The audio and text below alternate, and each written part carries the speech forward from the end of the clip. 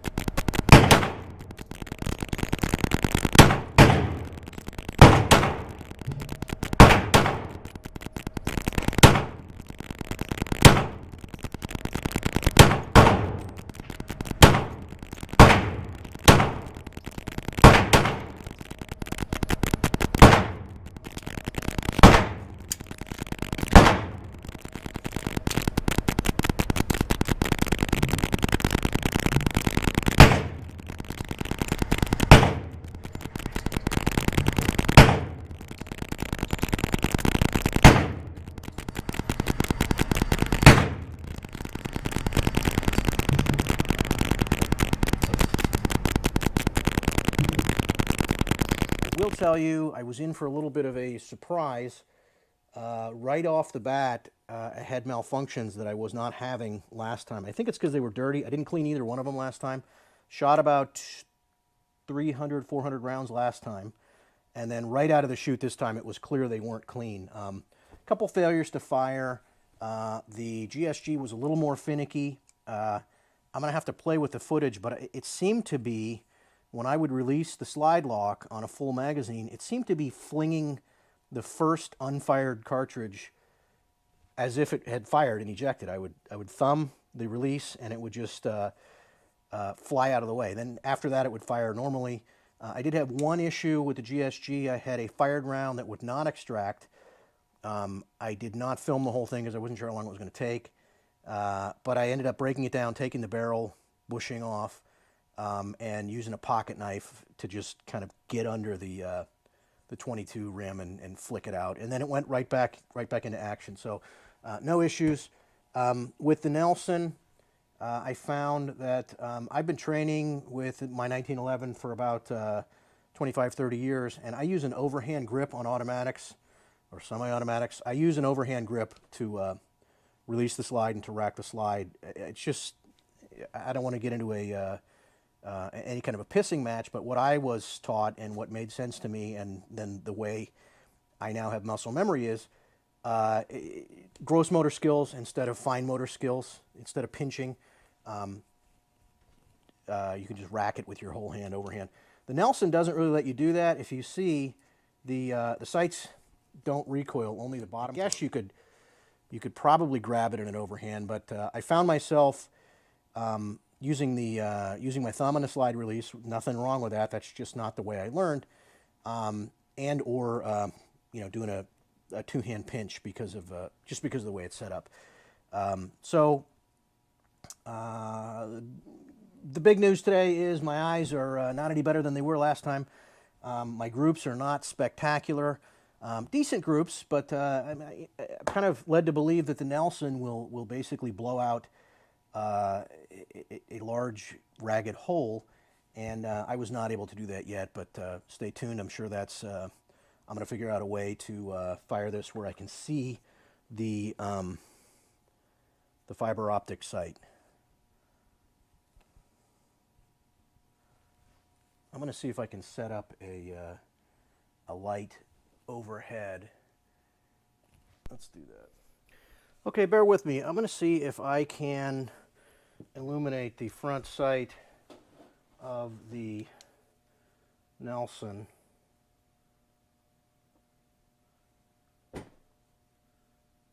See how bright that gets when it's under direct light? And when it goes out. So that's what I was, here's your front sight view, but what I was running into was I was expecting something like this.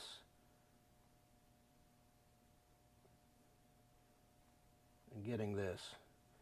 So I'm going to need to figure that out. Anyway, that is another episode. I'm sorry it was a little jumbly. Not exactly scripted, obviously. So let's recap.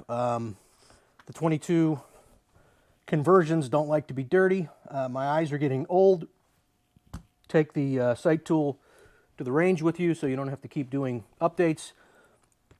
And I need a brighter range and or a light to illuminate the front sight, or more ambient light so that it's easier to see. I mean, it glows like a tritium with enough light, but if I shield it with my hand in here, it just goes out and it's kind of a dull green circle. I'd like to thank all of my friends who are following me, especially the Calguns people. Shoot me a PM on Calguns, or put a comment below if you want to see something in particular.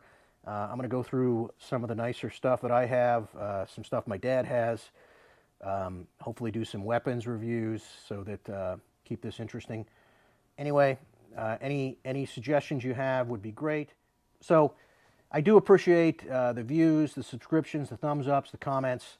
If you want to see something in particular, if you want more information about something, let me know. I'll respond as quickly as I can. I'll put up a thread on Calguns on future shows, what we can do, what people want to see. I'd like to keep this lively. But I do appreciate it, and I will see you again very soon. Thank you very much.